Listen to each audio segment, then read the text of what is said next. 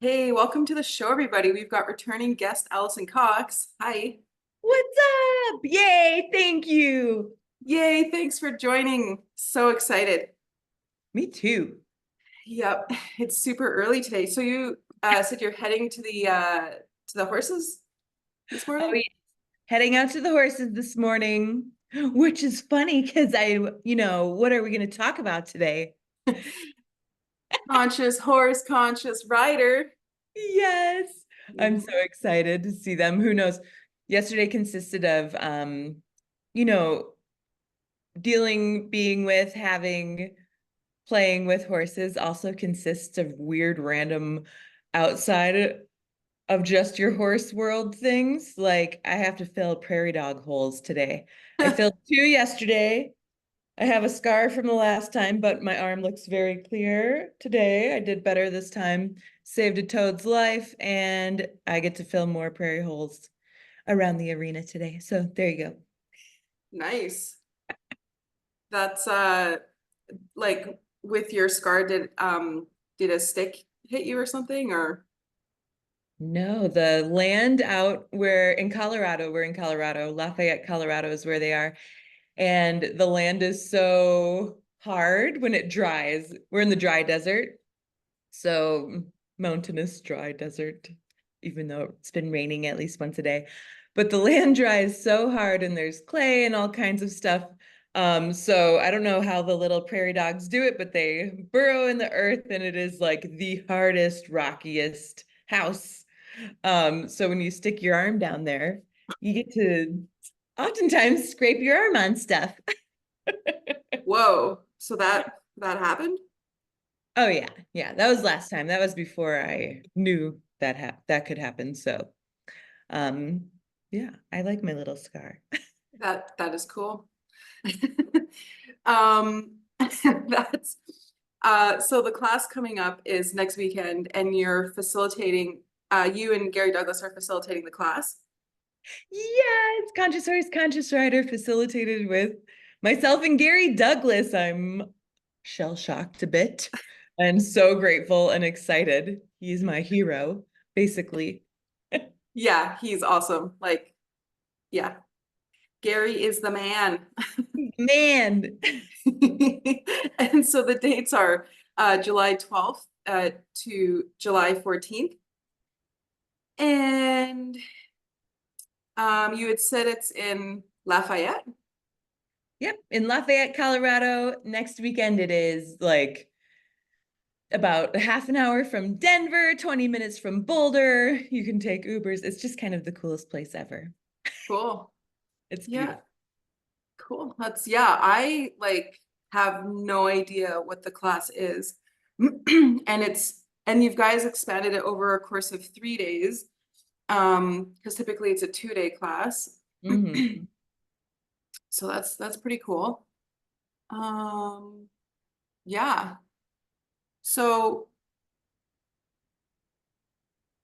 what could you talk about in regards to conscious horse, conscious rider? Like what, like I have no idea what it is. I watched the video, but I'm like, okay, like what is it? Which video did you watch? It was short. I didn't have much time because we just hopped on, but it was like less than a minute. Aha, I think I know this video.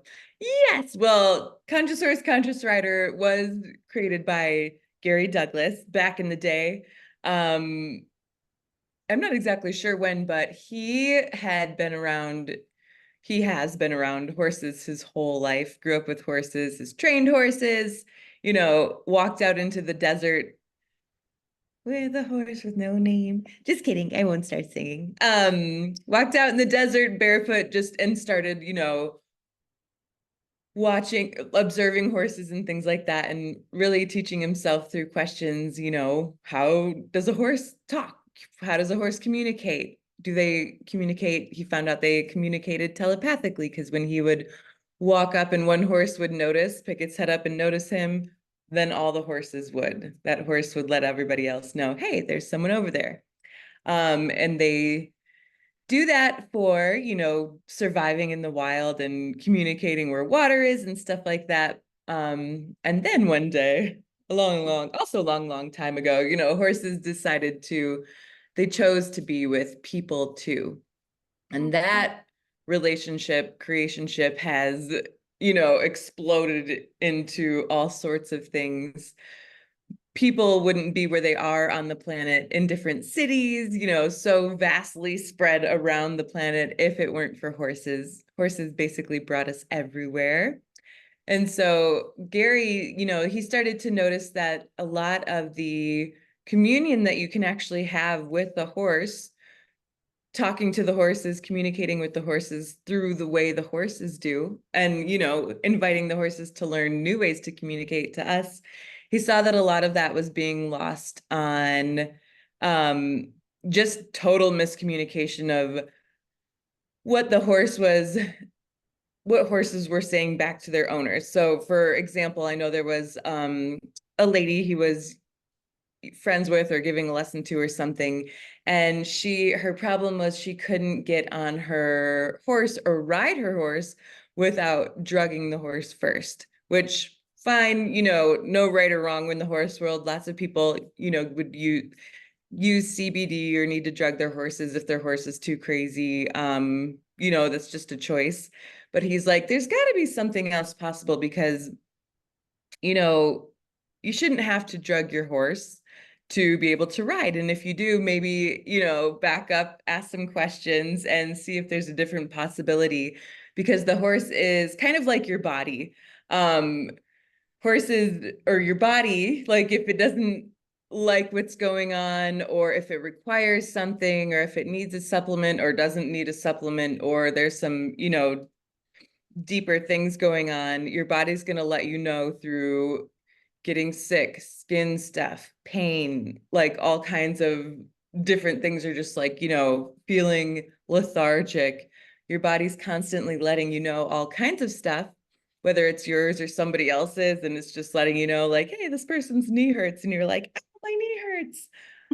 If you don't acknowledge that stuff and you just cover it up with medicine or painkillers, or you just drug yourself up, you're never going to get to the bottom of what your body's actually saying, and things are eventually just going to become hopeless, deteriorate, or you're just going to have to live with either constant pain or constantly having to take drugs and painkillers.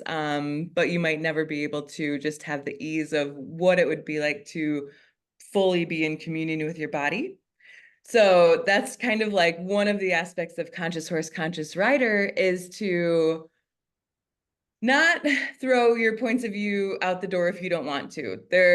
There's no judgment in conscious horse, conscious rider, but also to invite you into a world where there are different possibilities with your horse, where even if you had the scariest, craziest, wildest, worst horse, what if you could start to use tools, questions, body processes, allowing the communion of the molecules in the horse and you, and what you guys can create together to create a totally different reality, totally different possibility for the horse and the body, you and your body. This is also, conscious horse, conscious rider. So asking questions that are going to allow you to become more in communion with your body, which will eventually allow you to become a better rider if you're going to ride, or if you're not going to ride, finding out what you would like to do and be with horses or without horses. I'd say this class like really is turbo speed mutation superstar class of getting you to a place where you start to understand what you are creating in the world, what your energy is creating in the world, where you're listening, where you're not listening, because a horse never lies. And when you do these exercises, we do a lot of exercises and things in the class, you start to see where your choices, where your energy, where your questions are, where your conclusions, what your conclusions and your judgments are creating, not only for you, but how that's showing up in the world. The horse gets to show you all of that, and you get to never leave the class the same again. You get to go live your life in a completely different way. Because those horses never lie, which is so annoying. That's awesome. Well, I mean, imagine if like, you know, more people were like that, like, because, you know, horses don't have a point of view.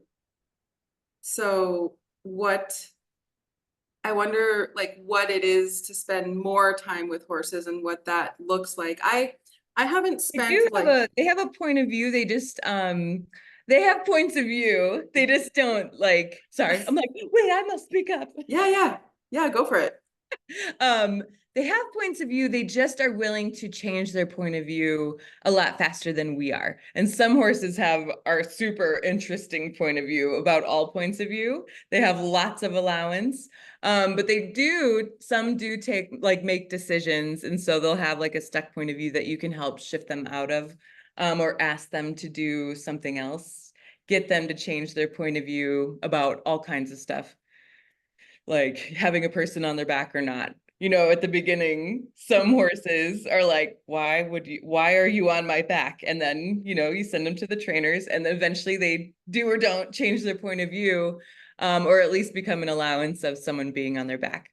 Whereas my horse she did not have a point of view. She had a point of view about me when she was young. No one had ever been on her back. I had never trained a horse, except I was just, you know, I took these conscious horse, conscious rider classes, and I was using all the tools I had learned. And I just started playing with my horse. I thought I was just playing with my horse in a round pen. And one day she like stopped in front of me because I was kind of thinking like, oh, I wonder what it would be like to get on top of her. But she was only like 2 years old or 3 years old. You know, she was big enough. I wasn't just going to go ride her. She wasn't old enough to go on rides yet. But she stopped in front of me, and it seemed like she was telling me to get on, like to get on her. I'm like, that can't be true. I'm not, no, we'll just, you know, I kind of washed it over that day, and took her back in and came out the next day and was playing in the round pen and doing all kinds of fun stuff. And she stopped again. And I was like, all right, I'm not making this up. Do you want me to get on you? Yes. So I sat on top of this 2-year-old, never had a person on her before horse. Um, and she allowed me to walk really slowly with her around the arena on her back, bareback, which is like, wow, who knew?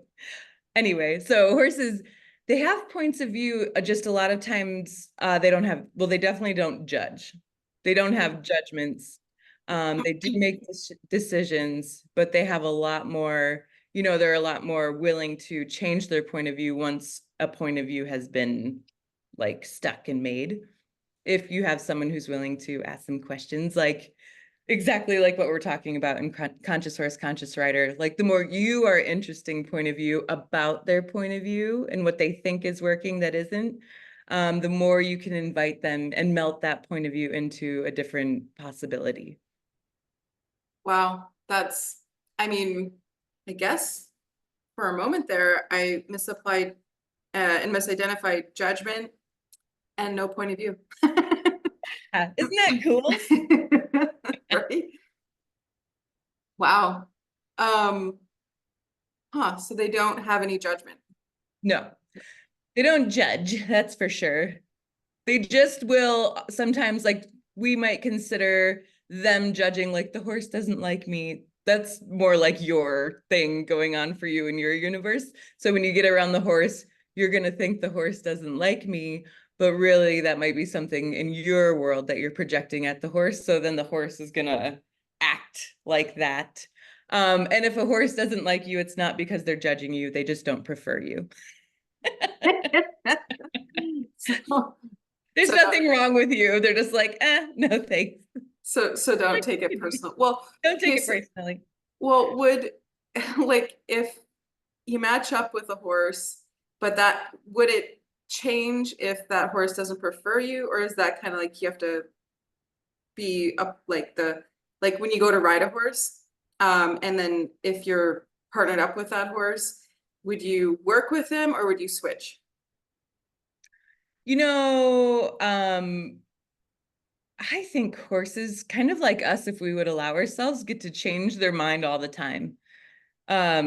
Like you might get a different horse every day. My horse, for the most part, Lily, that lives here, she likes me almost every day. Sometimes she's like, she'll literally shove other horses at me, like, play with them today. I'm like, but she's so smart. She, I swear she actually cares about all the other horses and like wants them to be trained and, facilitated and stuff too. So she will, one time, I think it was just yesterday or the day before, I had to take one of the horses out and they were all like in my face. And so I was trying to get this one horse out and Lily came up like, it's my turn. I'm always the first one. When you're carrying that, that means this is for me. You put this around my head. And I was like, Lily, I'm going to take this horse out first. And so it's like she got it, like something clicked. And so she just went in front of me and created this barrier between me and the horse and all the other horses and just shoved them all out of the way. So this other horse and I could leave. I was like, thank you. Was that for real? Wow. That was for real. So I think it's fun. If you, like you were saying, if you were put together with a horse and it didn't seem like the horse liked you at first, that's like half the battle is creating the communion or the energy flows or the hookup with the horse that you're going to ride with. And in Conscious Horse, Conscious Rider, there are so many amazing tools where we literally give you like the basics. Like, don't forget, we'll give you these 3 to 5 things that you can ask and practice before you get on or around or work with any horse. But basically, you need to get it to where the horse is present with you and you're also present with the horse. Not present with, is this working? Is this not working? Does the horse hate me? Am I going to fall? I'm scared. Or I know everything. That's not being present. It's Right. like being present with what is today. Who is this being? What's required? Is anything required before I get on? Another horse out there, Ella, who's ridden a lot, who is ridden by people a lot, and actually not by me. I had never ridden her, which is funny because I've known her for so long. I'm like, how have I never ridden you? But I figure she gets ridden a lot. So there's like 21 horses out there and not many of us working with the horses. So I kind of work with who doesn't get worked on. But, I had this expectation. I'm like, oh, I'll ride Ella today. Finally, this is going to be easy. She's ridden all the time. No big deal. When I got her up to the mounting block, she wouldn't stand still. She kept moving away from the mounting block and moving her butt away. I'm like, oh, you little stinker.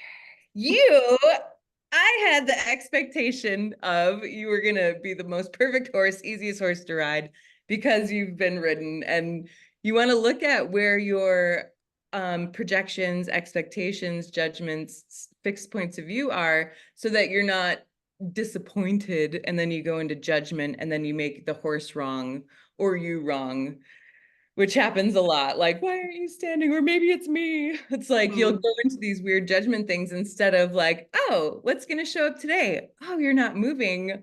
Awesome. Like, what do I need to do an exercise? If I just actually be present with you, pull energy and ask you to stand, do you stop? Do I need to put you against a fence? Like you just start to play with all of these different things. Or I like to until it clicks for the horse. Cause in Ella's world, it was almost like she was pretty present with me, but also she just thought it was time to just kind of free for all, whatever. I'm like, no, I would like you to work on this thing. Because I knew for me, from my point of view, getting her to at least open the door to standing at the block, at the mounting block, was going to create greater for her future and for everybody else's future. I'm like, oh, this is something we can work on. So I decided to, do exercises, train her at standing on the block until she stood at the block, which she did. But once I went up to get on her, she would start moving. So the moment that she stood at the block, something clicked a little bit. I was able to put my body over her and pet her. And we stood there for maybe a minute. And then that was the end of the session. So I still never ended up riding her. but I knew that that was, from my point of view, that's what was required to create a greater future for her and everybody else moving forward, where people wouldn't have to like jump on her or, you know, the moving mount, or, you know, she could actually choose if she wishes to become a horse that would stand for you, and who knows what that would create more of, you know, when people are present with that.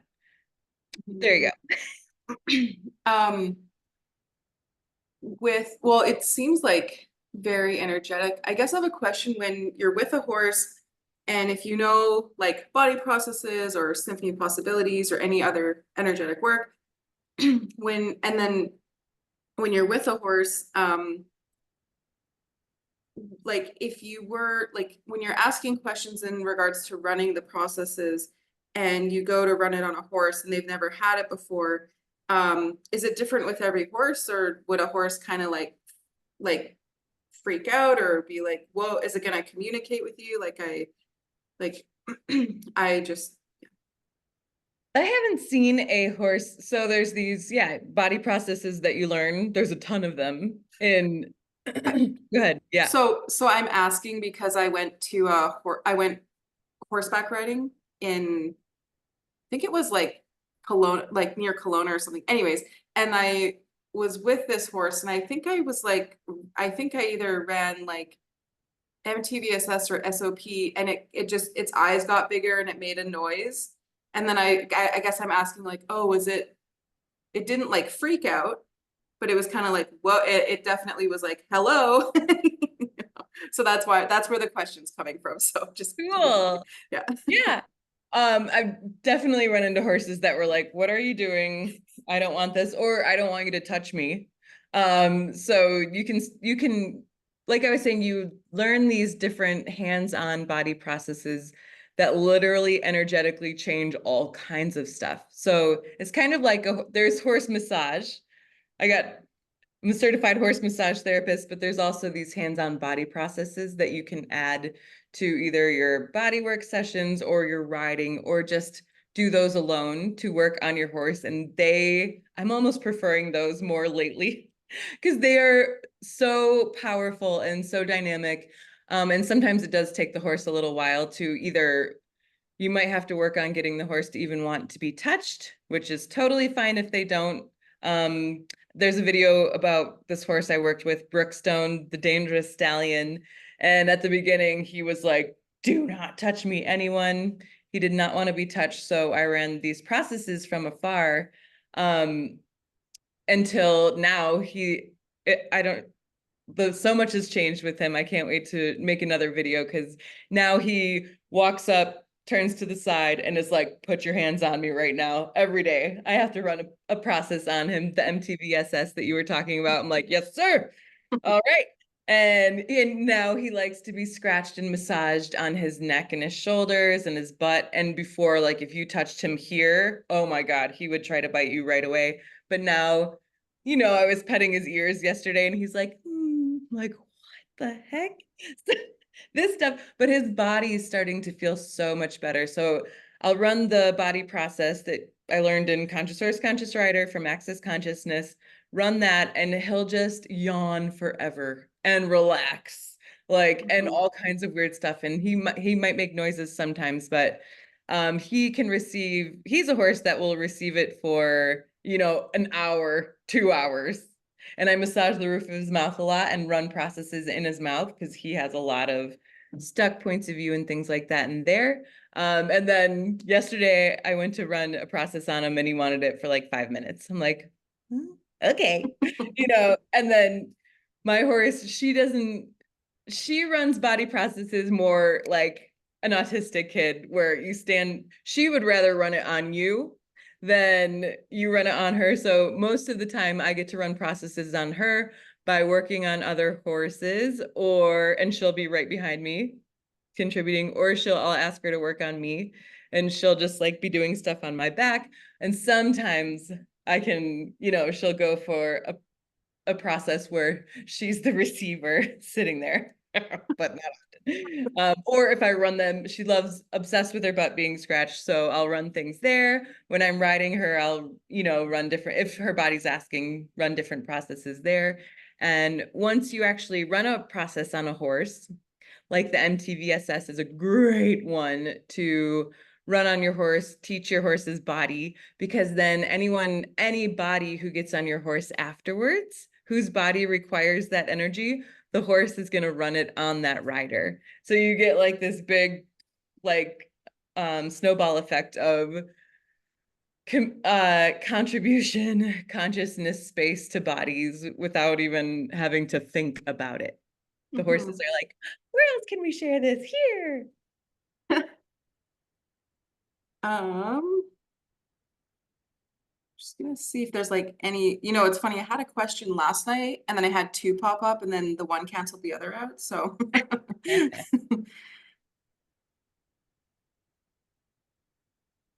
It seems like a really cool class, like, because I'm like, oh man, that'd be so fun to, like, I think it'd be an awesome class to go to. It's, yeah, it's my favorite. I'm biased. Is it your favorite? Yeah, I mean, I love all access classes, but if you add horses, I mean, come on. Yeah, I mean, it's pretty unique, it's like, yeah, I would say it's a very unique class because I've never taken a class with a horse before. Everyone should take a class with a horse at least once, I say. No, it's really cool.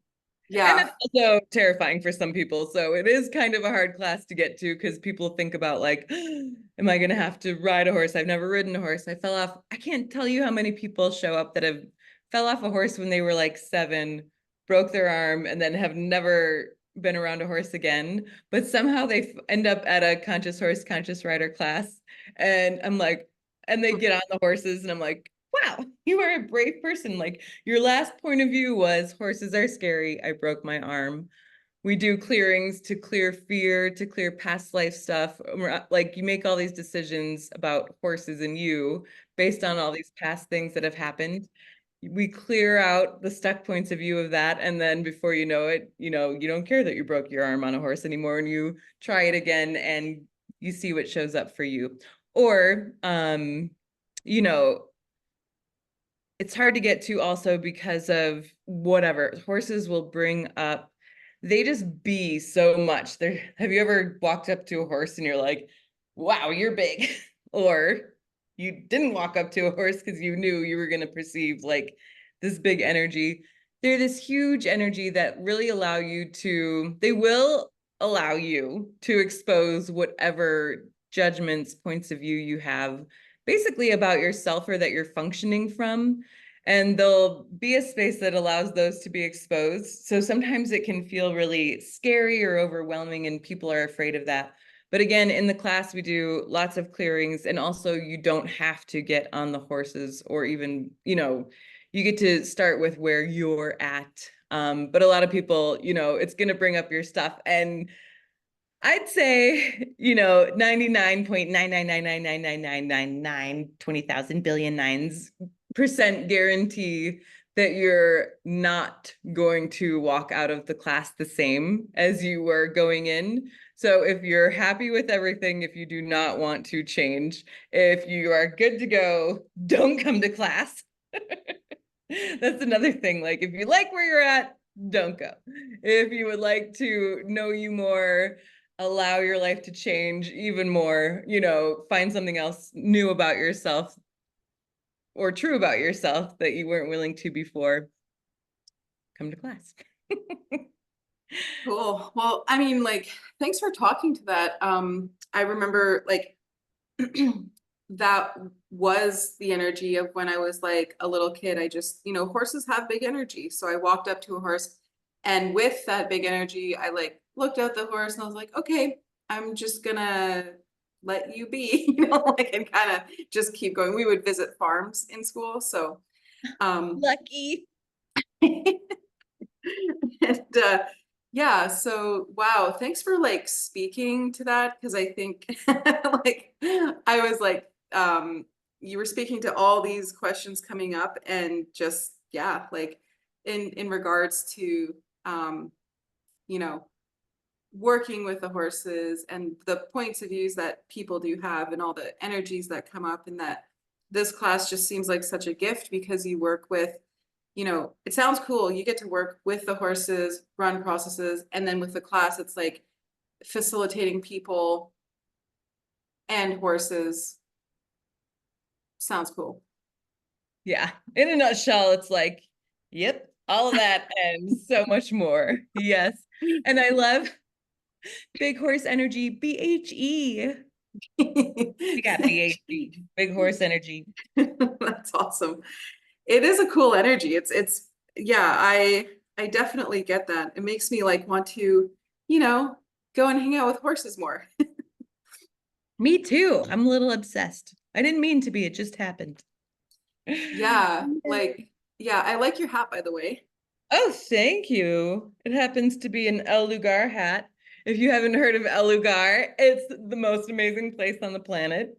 Besides, it's one of the most beautiful, nourishing. Speaking of horses, there's so many horses that live there, including my other horse, Orion, lives in El Lugar in Costa Rica. And if you haven't had a chance to check it out, go to ellugar.com. God, I don't even know. We'll have to put it in the thing. Yeah. But it's like El Lugar Resort, Costa Rica. Shauna will tell us. I will. It's thinking. There we go. It is a resort, and it is, oh, elugar.com with a dash, and it looks really nice. Tons of photos. So it's l-lugar.com. Yep. Yes, that's the order. Well, there we go. So, this place it is starting, the horses there are Costa Ricense del Paso, and they are a completely amazing different ride than any other horse on the planet. They're, in my world, they're like giant Icelandic horses, because Icelandic horses are shorter, but their gait is so smooth. They're gaited, and so are these horses, the dancing horses. But when you ride them, it is the smoothest, craziest, best ride on a much taller horse than an Icelandic horse. But the ride out in El Lugar is, it's been in horse magazines, and it's this up and coming place for basically one of the most beautiful rides to have in the world. So definitely don't go there, not just for the horses, but it's beautiful and magical. Looks super beautiful. I guess I have one more quick question as we're ending this. So in the class, you do go for a ride? In the class, every class is totally different. So we don't just we have done trail rides and stuff in different classes, but that is not, this class is more like, if we get there, we do. If there are other things, kind of like Ella, where she didn't know how to stand at the block. Like, our target as the facilitators are to set you up with like where you're at, and then ask questions that are going to create greater for you now and in the future. So if there's something that you have to take a look at first this day, and everybody else needs to go ride, wouldn't you be happier that you changed this thing that is going to give you such a better ride in the future? So I'd say the class is more about, this is also too defined, but yes, there can be riding. No, there's not always riding. You do not have to ride. You can ride. There's a possibility to, ride in a round pen in the arena at this place, or, we'll see what happens. But no, the class is not, it's conscious horse, conscious rider, but it's not about the ride. It is about being present. And if you are starting out and you're not even present, then it's about getting you to where you know yourself and where you are and what it takes to be present for you with the horse. All these different things, they're going to set you up for the ride of your life, called your life, basically. And yeah, So not all about the riding, not about the riding, about facilitation exercises, clearings and stuff. Possible you do get on the horse or you don't have to, your choice. Mhm. And there you go. That's a Yeah, long cool. answer. Yeah, I just thought I'd ask, because I I don't I've always wanted to own a horse as a kid. I was like, oh, I want a horse. And then I guess I've personally only gone to what is it called when you go Trail seek ride? out, yeah, trail riding. Yeah. That's that's what I've done. So I just thought I'd ask because there's the class and then there's the other different businesses out there that only offer trail riding. And that's, so I just thought I'd ask. Yeah. Yeah. Not a trail riding class, that's for sure. But your trail rides, if you do go on trail rides, will get much, much better. And, I love going on trail rides now. Before I knew any of this stuff, I didn't really get it. Like it was awesome to be on a horse and yay, I was following someone through these trails. And now it's like, one of my favorite things to do. You hear people like, I don't like going on trail rides, it's boring. I'm like, it's not boring to me. Like, wow, there's so much that you can perceive and shift and change, not only with the horse, but like wherever you are riding with the earth, different things like that. Yeah, So it's interesting. Yeah, it's a lot of fun. And I think, yeah, this is cool. Thank you so much. thank you, Shauna. I love this. I will talk about horses any day, all day. And I would talk Okay. to you any day, all day. You're Yay. Awesome. Thank you. Well, yeah, this has been great. So I hope you have a good day going forward. I hope you do too. I hope to see you in the future ASAP. And thank you so much. And again, the Conscious Horse, Conscious Rider class with Gary Douglas is next weekend in Lafayette, Colorado, July 12th through 14th, 2024. Woohoo! Woohoo. All right. Okay. Well, we'll talk to you later. Thank you. Thanks.